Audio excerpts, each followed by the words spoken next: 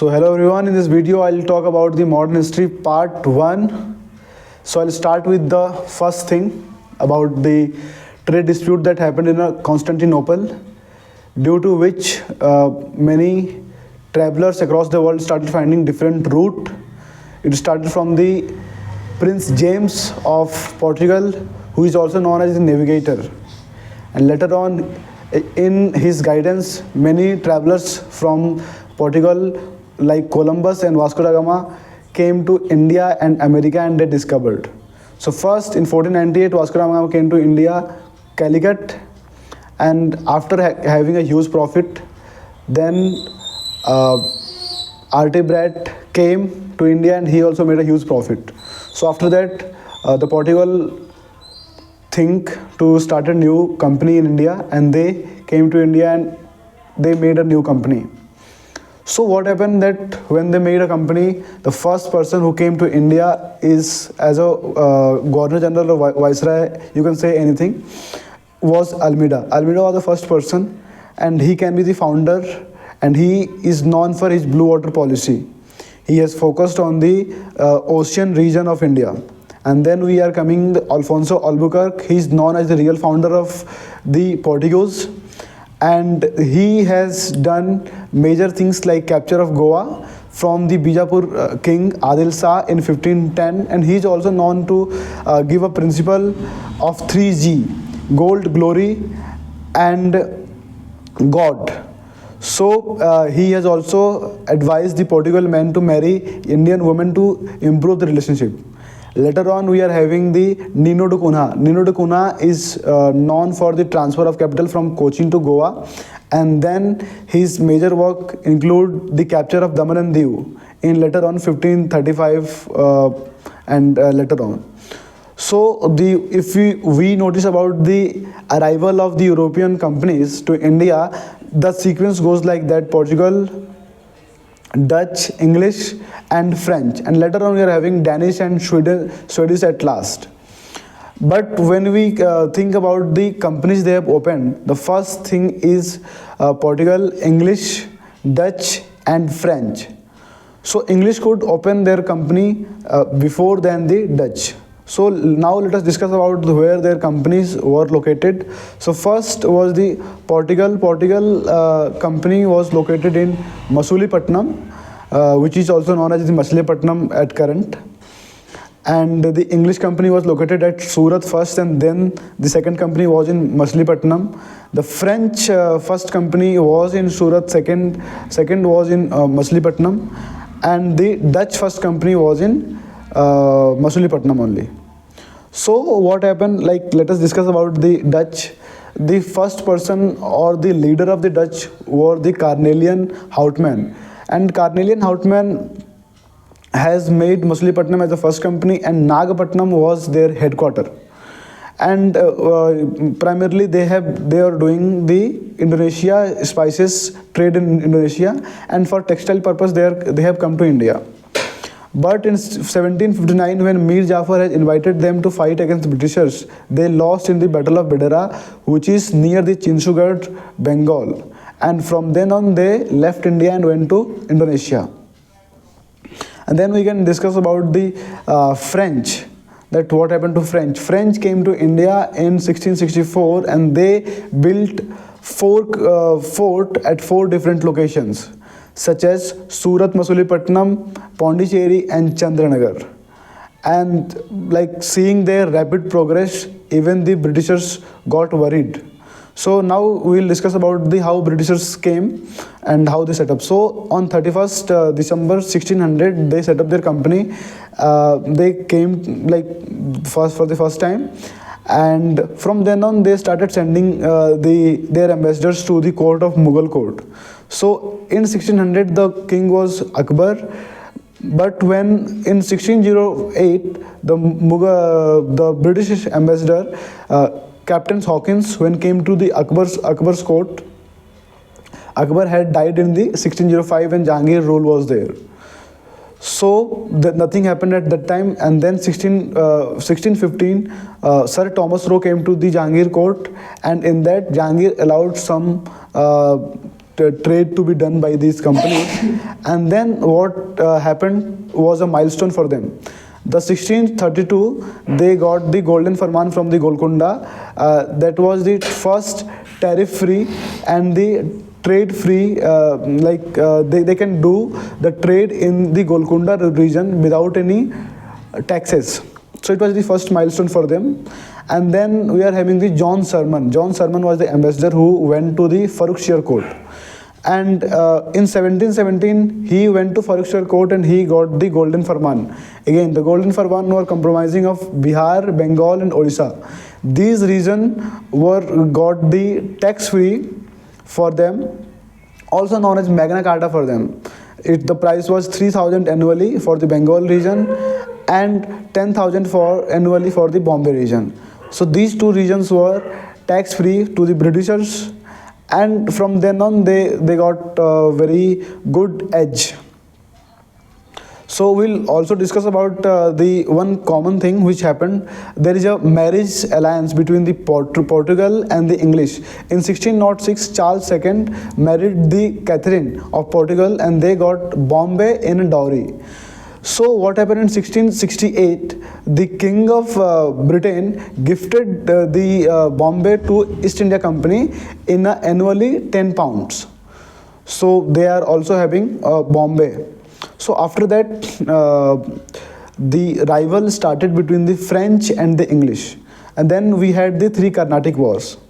And three Carnatic Wars, the famous figure we all know that the Robert Clive, Eyrecourt, was from the English, and the Dupleix was from the French.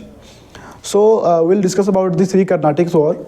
The first Carnatic War, which took place between 1746 to 48, and which ended in 1748 with the Treaty Aix-la-Chapelle. And in that, the Madras region was given to Britain, and some treaty has happened in that low bordernize of Mauritius was invited by Dupleix to fight along with the French. So this was the case. Then we are having the Second Carnatic War. Second Carnatic War that took place in 1749 to 1754. And in that there is a famous war that has the Battle of Ambur, or Siege of Arcot we also say.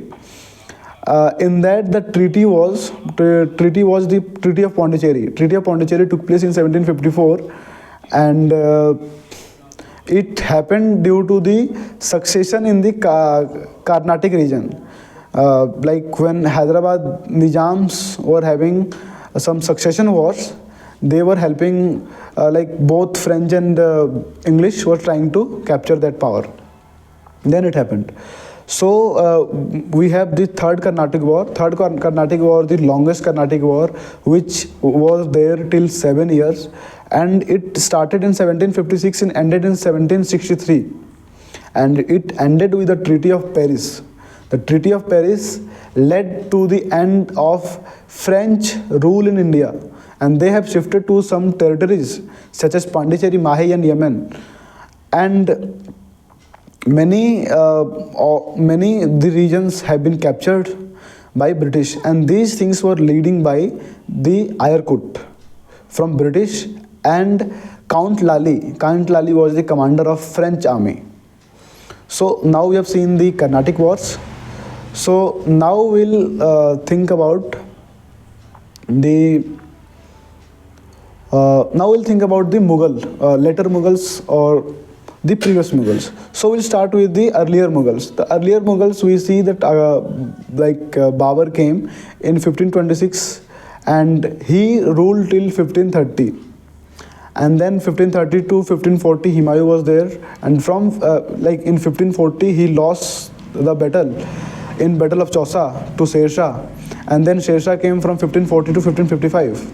And after the death of Sher Shah, Akbar eventually came, and he being minor became the king at that time. In 1556 to 1605 he became the king, and later on his son Jahangir took charge. Jahangir was there from 1605 to 1627, and then we are having the Shah Jahan. Shah Jahan came from 1627 to 1657, and in 1657 the Shah Jahan's son Aurangzeb had captured him and he imprisoned him. Then after that, in 1657 to 1707, Aurangzeb was there. So what happened during this time, like the Britishers were there from the Akbar's region, but they could not sustain till the time Aurangzeb was there. In 1688, there is an incident, we say that Sir John Child was in front of the Aurangzeb, and Aurangzeb had made them flee. So they could not do anything till the time Aurangzeb was there. So after the death of Aurangzeb, when the later Mughals came, these people were very weak. So it has made the Britishers to try hands on the Mughal government, and later on we see the historic like the shit all done by the Farrukhsiyar, and which has led to the establishment. And so now we'll talk about the later Mughals. The later Mughals are started with the Bahadur Shah. Bahadur Shah was the first one who ruled from 1707 to 1712, and then we are having Jahandar Shah. These people were very coward, fool, and very weak. So there is a famous tale about the Bahadur Shah. He is known as Shah Bekhabar. He was not knowing what to do. And the second one was the Jahandar Shah. Jahandar Shah has become a king with the help of Zulfikar Khan, and Zulfikar Khan was the real ruler at that time. He became king from 1712 to 1713. And then what happened, that in 1713 he was killed by Sayyid brothers, and Farrukhsiyar was appointed, and the Farrukhsiyar was there from 1713 to 1719. And the Farrukhsiyar, in Farrukhsiyar's court, Sayyid brothers were there. So they were Wazir and Mir Bakshi roles. The name of Sayyid brothers was Abdullah and I forgot the other name. So these two people were Wazir and Mir Bakshi. They were indirectly controlling the Farrukhsiyar. So in the Farrukhsiyar region, we see two things. One is Farman, and second thing that he hanged Banda Bahadur in 1706. And he is also known for the title given to Raja Jai Singh. He has given a title Savai to Jai Singh. They have done a very minor role like that. And then what happened, then when Sayyid brothers realized that the Farrukhsiyar is not obeying his orders, so then they put across the two rulers. So Rafiqud Darjad in 1719, but he also could not last for a longer time, and in 1719 only Rafiqud Dawla was appointed in the same region. Then what happened, that with the help of these people, Muhammad Shah was there on the throne, and the Muhammad Shah did first thing was the killing of Sayyid brothers, because he was knowing that these Sayyid brothers will be controlling his region. So what happened, the Muhammad Shah was also known by the name Rangila, and during that time the maximum fakal happened.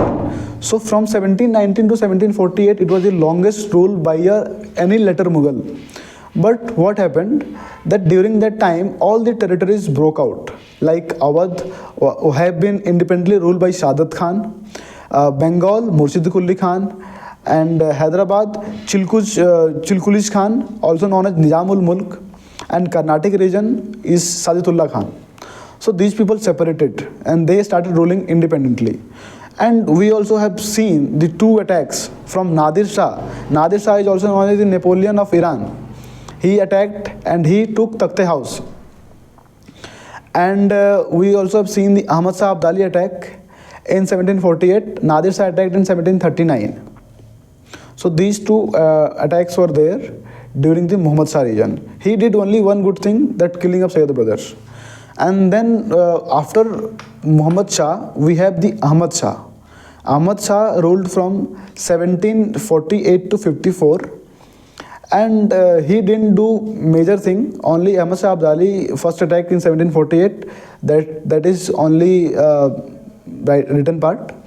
So after Ahmad Shah, we are having Alamgir II. And Alamgir II is also known for nothing. So only good thing happened is Battle of Plassey during that time.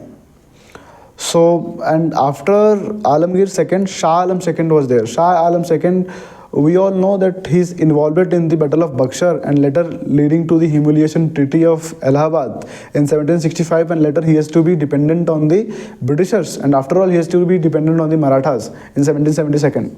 We'll discuss all in later. So then we'll have the, after Shah Alam II, we have Akbar II. Akbar II did only thing that he has given a title to Raja to Raja Ram Mohan Roy. And then we have the final one, that is the Bahadur Shah II, also known as Jafar. He is known in a famous in 1857 revolt. So these are the later Mughal regions we have discussed. So talking about the there have been Mysore region. Mysore region have been known, and the Hyder Ali is known as the strongest opposition and who could manage to win once from the Britishers. So what happened? That Hyder Ali during the Bahmani and Vijayanagar Empire, the Mysore region was there, and it was leading by the Chikka Krishnaraj, and he has two commanders, Nandraj and Devraj. And under Nandraj, Hyder Ali was a soldier, but Hyder Ali killed Nandraj, and he became, and he make himself independent ruler of Mysore. So in the region started, like Hyder Ali is known for Jacobin Club. He has started Jacobin Club in Srirangpatnam, and he has also planted freedom, like freedom tree in India, like seeing his close relation with the French. So in 1767, the first Anglo-Mysore War started from 1767 to 1769, and in that the Treaty of Madras was there in 1769, which ended, but Hyder Ali was winning in this. And then second battle started from 1780 to 1784. It is the longest battle in which the Hyder Ali was killed, and I think Pavanota was the place. And in between, Tipu Sultan continued, and the result was same only. In which what happened, that it has been supported by Nizams and Marathas initially, but like later on Marathas withdrew, and this was the case. But the last one, the third battle, which started from 1790 to 1792, and like I forgot to tell you that in 1784 we had the Treaty of Mangalore, and Treaty of Mangalore was the treaty in which it fought. And from 1790 to 1792 we had the third Anglo-Mysore War, in which Tipu Sultan lost badly, and he has to give some land and compensation to the British, and he has to also keep his two sons on lease, and many things have been captured, and it was a humiliating treaty he has to sign. It was the Treaty of Srirangpatnam. So at last in 1799 he has to fight a last war when he refused to accept the subsidiary alliance by Wellesley, and he died in that. And during the third Anglo-Mysore War, the Cornwallis was the Governor General of India. So now we'll discuss about the Sikh Empire, like how they evolve. So first, we all know that Sikh has the Guru Nanak Singh, who was born in Talwandi and died in Kartarpur region. So Guru Nanak Dev was the first person who has started the Langar system, and he is known as the founder of Sikhism. And then second, we have Guru Angad. He is known for the Guru Mukhi language. I'll talk very short about all this, okay. So then Guru Ramdas was there. Guru Ramdas is known for his capital, and his daughter Bibi, he has been given some 500 bigha from Akbar, and whose husband was Guru Arjan Dev. And Guru Arjun Dev is known for his Golden Temple contribution, and he is also known for the Adi Granth. He compiled the Adi Granth for the first time, and he has been hanged by Jahangir. So Guru Arjun Dev is done. Then we have the Guru Hargobind. Guru Hargobind is the first person who started the army kind of thing. Gatka is a martial art, and he was the first person who include the martial arts and the self defense training like that in the Sikhism. And then we have the Har Rai. Har Rai brother was Ram Rai. Ram Rai was sent to Aurangzeb at that time, and Har Rai is known to bless Dara Shikoh.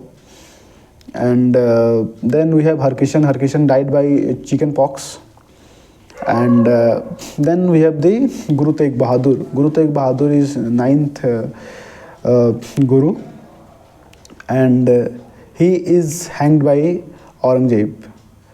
And I think then we have the Guru Gobind Singh. Guru Gobind Singh is born in Patna, and he was the 10th Guru, and he told that from now on there will be no dynastic thing, and like post will not be dynastic, and no guru, further gurus will be there. He started the Khalsa and the 5K, Kesh, Kada, Kanga, Kacha and Kripan.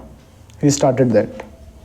And he also did treaty with the Bahadur Shah, and in Nander on the bank of Godavari he was killed by some Pathan. And then we are having the Banda Bahadur, who was there from 1708 to 1716, and he was hanged by Farrukhsiyar.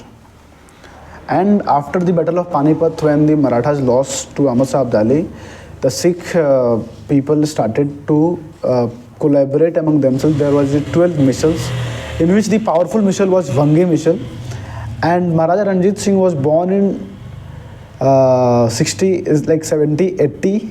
Maharaja Ranjit Singh was born, and Maharaja Ranjit Singh united all the missiles, and he was from the Suker Chakia missile, and he united all, and with the help of Afghan Jamindar, he got extended his territory till Lahore, and later on he laid a very strong rule in that region.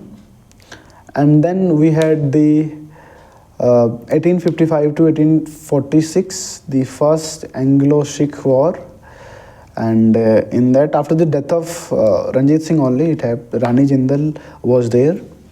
And then we had the last from 1848 to 49, and in 49 they have captured, citing the reason of doctrine of lapse, and the minor son of Rani Jindal was sent to Britain, and he has been given a compensation of pension of 50,000. He is sent to study. Dalip Singh.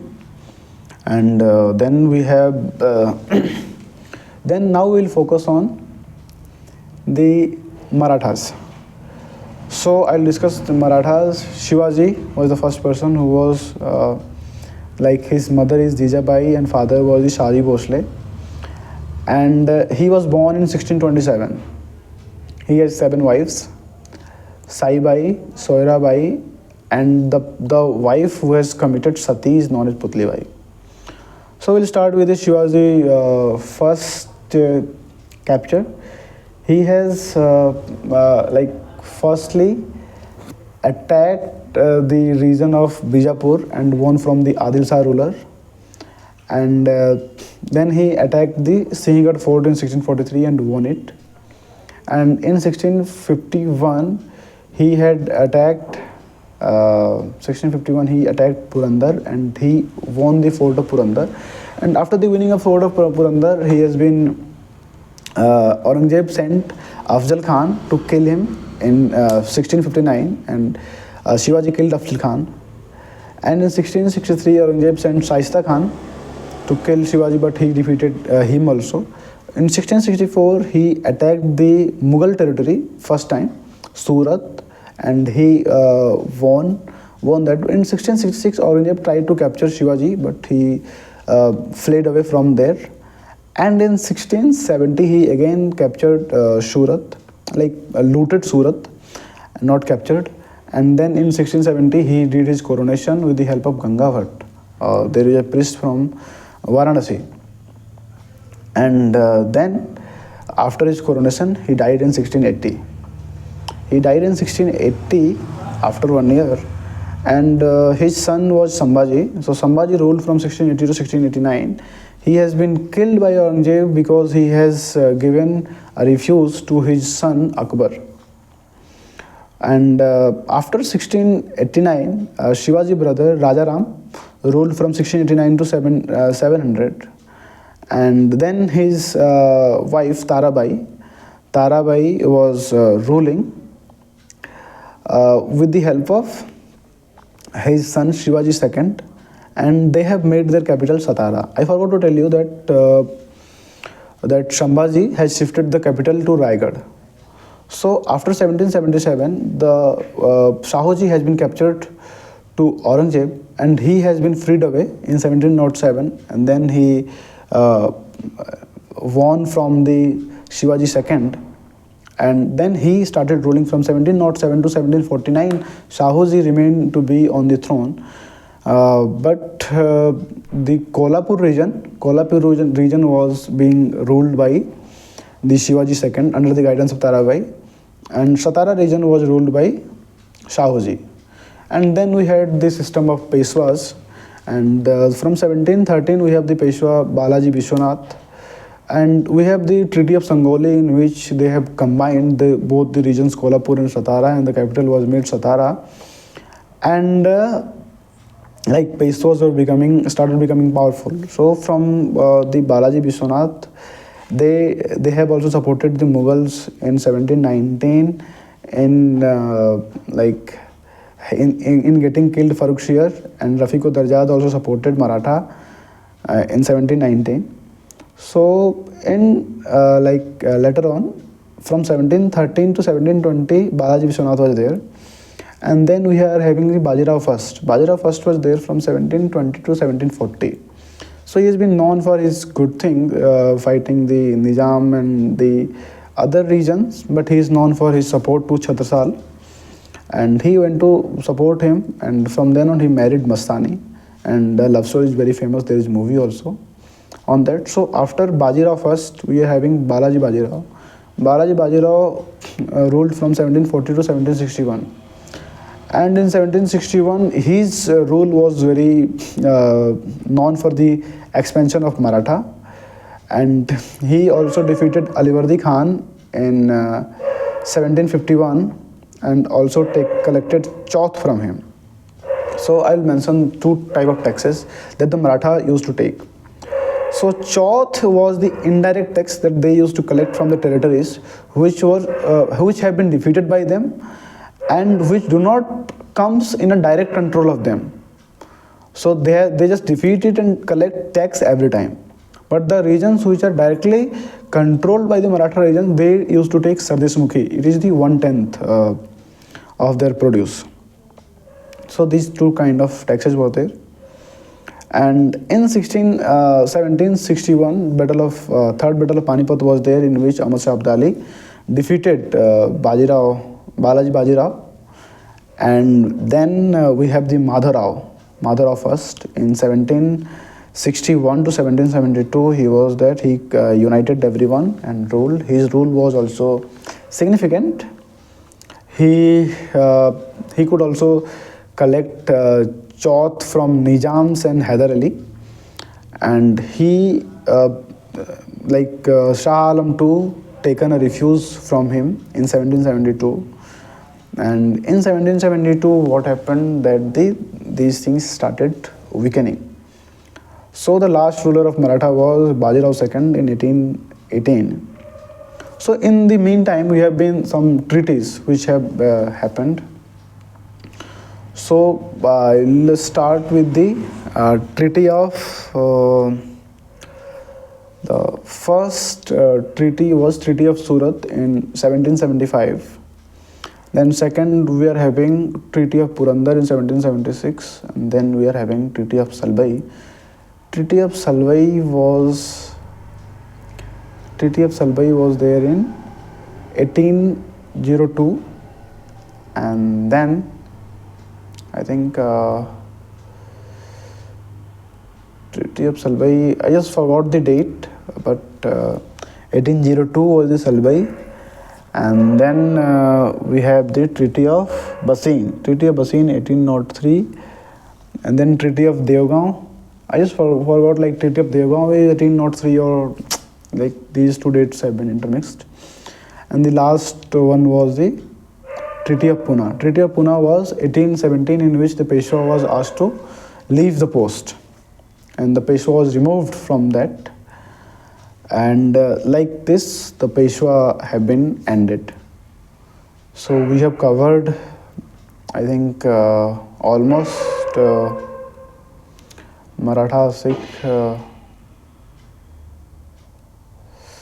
I think we have covered, and the rest other part will be covered in our next video. Thank you for watching this. Hope you liked this video.